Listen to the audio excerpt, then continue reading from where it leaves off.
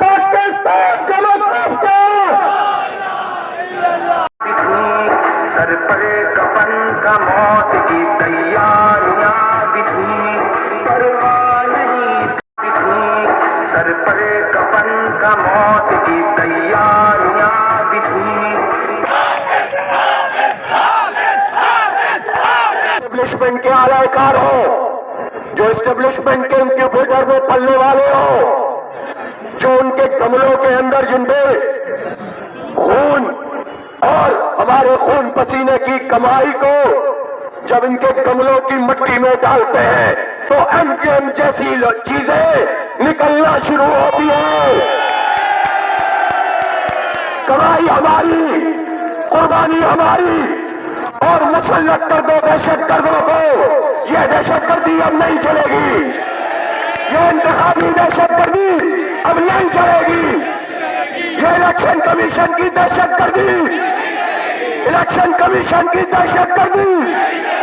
وہ جنریٹر وہ جنریٹر وہ جنریٹر وہ جنریٹر وہ بابولو وہ بابولو۔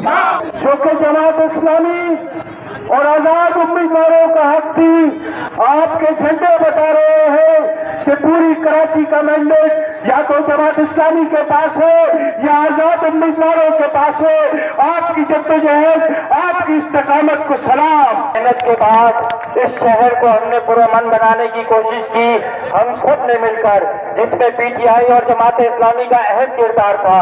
پی ٹی آئی اور جماعت اسلامی نے وہ چہرے پیش کیے اس شہر کراچی کو جو پرامن چہرے تھے، جو صرف شرافت کے ذمہ دار چہرے تھے، جو ہر چیز پر قانون کو فوقیت دیتے تھے۔ لیکن افسوس کی بات یہ ہے کہ کل جو رات پرسوں رات کو جو کچھ ہوا وہ عجیب ہوا۔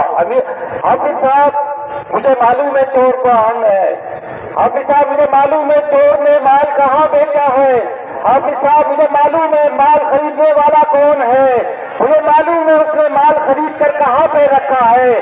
ہم تو نشاندہی کرنے آئے ہیں کہ ہمارا مال چوری ہوا ہے، ہمارا حق چوری ہوا ہے، ہمارا ووٹ چوری ہوا ہے، کراچی کی امیدیں چوری ہوئی ہے۔ اس کے لیے قاضی فائز عیسیٰ صاحب، چیف جسٹس آف پاکستان، یہ آپ کی ذمہ داری ہے۔